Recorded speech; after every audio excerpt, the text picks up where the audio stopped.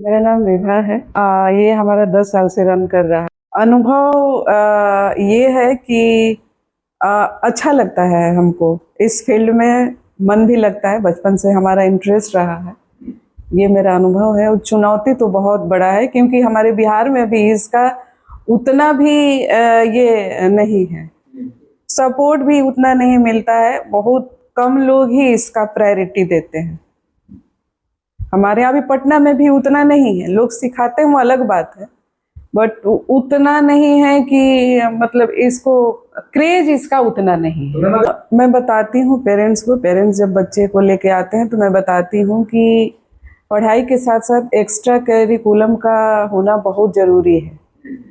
क्योंकि अभी देख रहे हैं, पहले हमारे यहाँ इसका चलन नहीं था। प्री प्राइमरी जो होता है इसका चलन नहीं था, जो कि प्ले स्कूल हम लोग बोलते हैं। तो हम लोग क्लास 1 से ही स्टार्ट किए थे पढ़ना। अब प्री प्राइमरी भी हुआ है। उसमें क्या होता है, उसमें खेल खेल में बच्चों को पढ़ाना सिखाया जाता है। वैसे हमारा ये उसमें एक्स्ट्रा करिकुलम ज़्यादा रहता है। तो हमारे यहाँ क्या होता है ना कि मैंने सोचा कि एक्स्ट्रा करिकुलम का क्यों ना एक छोटा सा इंस्टीट्यूट डाल दिया जाए, ताकि बच्चे हमारे यहाँ खेल खेल में इंटरटेन करें और कुछ सीखे भी, उनको अच्छा प्लेटफॉर्म भी मिले। क्योंकि मैंने भी अपना जर्नी तय किया है, तो मुझे बहुत ही संघर्ष करना पड़ा है। क्लास में हमारे यहाँ क्लासिकल से मैं स्टार्ट करती हूँ। क्लासिकल म्यूजिक है, डांस है, कथक हमारे यहाँ सिखाया जाता है। गिटार है, हारमोनियम है, कीबोर्ड है, तबला है, फ्लूट है जिसको बांसुरी बोलते हैं हम लोग। डांस के बहुत सारे छोटे छोटे बच्चे आते हैं। वो 1 साल में उनको जो मुद्रा सिखाया जाता है, अभी हम क्लासिकल का बात कर रहे हैं, मुद्रा कि क्योंकि हम पहले भी बोल चुके हैं कि हमारे यहाँ ट्रेनर बहुत अच्छे अच्छे रहते हैं। तो क्लास में मैं बैठ के देखते रहती हूँ कि कौन से टीचर कैसे सिखा रहे हैं। और मुझे उतना आइडिया हो गया है कि कैसे बच्चों को और बेहतर से बेहतर सिखाया जाए। बिहार का एक संस्कृति है जो कि आर्ट है। जैसे हम लोग जनरल पढ़ाई करते हैं, वैसे ये एक आर्ट का पढ़ाई करते हैं। ठीक है, इसका कॉलेज भी है, देख लीजिए जाके। आर्ट कॉलेज है हमारे यहाँ। हमारे यहाँ प्रेमचंद रंगशाला है जिसमें कि सिखाया जाता है बहुत सारे चीज़। और कालिदास रंगालय है जिसमें कि सिखाया जाता है। मैं भी दूरदर्शन और आकाशवाणी में काम कर चुकी हूँ। मैंने भी देखा है।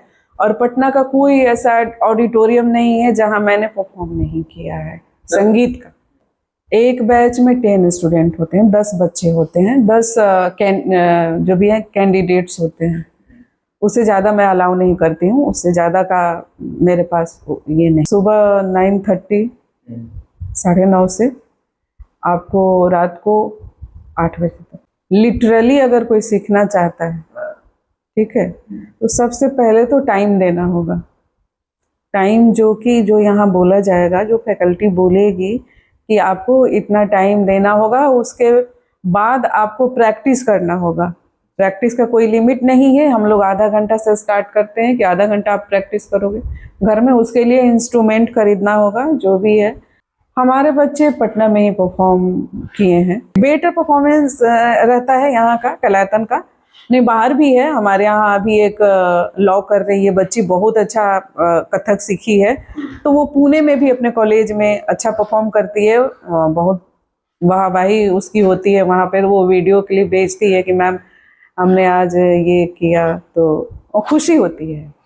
क्या उन बच्चों को एफिलिएटेड सर्टिफिकेट मिलता है? बिल्कुल मिलता है हमारे यहाँ से। कहाँ से? 1 साल का कोर्स होता है। ये हमारा प्रयाग संगीत से।